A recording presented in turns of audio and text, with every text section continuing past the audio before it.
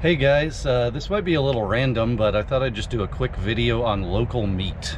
A couple years ago, or I guess several years ago now, we started going to the local farmers market, and of course I would buy produce and stuff like that, and it was great, but I never really thought about meat. And there's a local company, they have, grass-fed, grain-finished beef that's raised locally here in Tennessee, and on a whim I tried some and bought more in different cuts, and now honestly I can't eat hardly anything else, so I just kind of wanted to talk about that.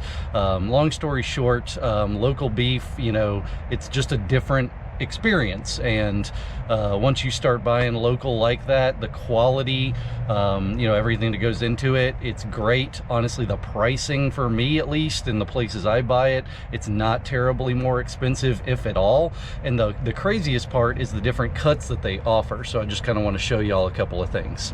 So starting out, we're in the back of the truck here. We got some New York strips that I got fresh, very reasonably priced. I mean, $20 a pound. It was like 28 bucks for two big strips, 1.4 pounds total. Not bad pricing at all.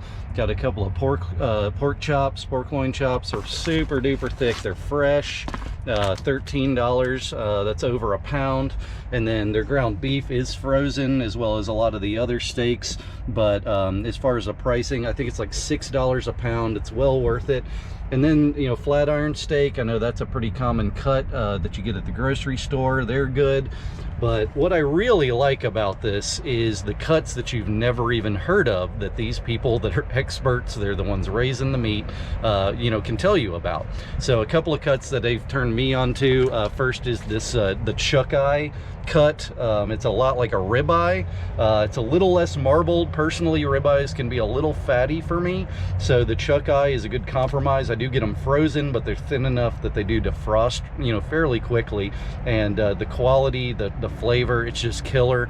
And then the Denver steak is one I feel like nobody's heard of. They tend to be pretty small, they're thinner, they defrost very quickly, which I love. I'm known to sous vide these frozen, and they'll just defrost in the sous vide. But like two of these, I mean, it's 0.6 pounds, it's like $6. I mean, it's crazy cheap, and it's really good quality. You don't have to go where I go. I get Bear Creek beef that's raised locally here in Columbia, Tennessee. It's really good quality, but I really recommend finding somewhere local to you that has beef or pork or chicken that they raise it here or where you are. Just the quality difference, the just the flavor, all that stuff. And then I would assume, and this might be a bit of an assumption, but I would assume the animals are probably treated a lot better than they are on a big farm too. Obviously I do eat meat, it's fine if you don't, but personally I love beef, I love pork, chicken, and just the quality is where it's at. You really don't pay hardly any more, if any, or maybe maybe 10 or 20% more, but you get way more value than that anyway.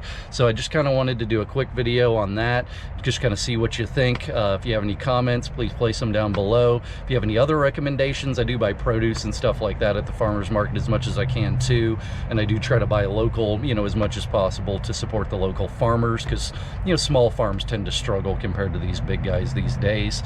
I guess other than that, like, comment, share, and subscribe. I know this is a random video. I'm gonna have all sorts of different content on this channel, so I really hope you like it.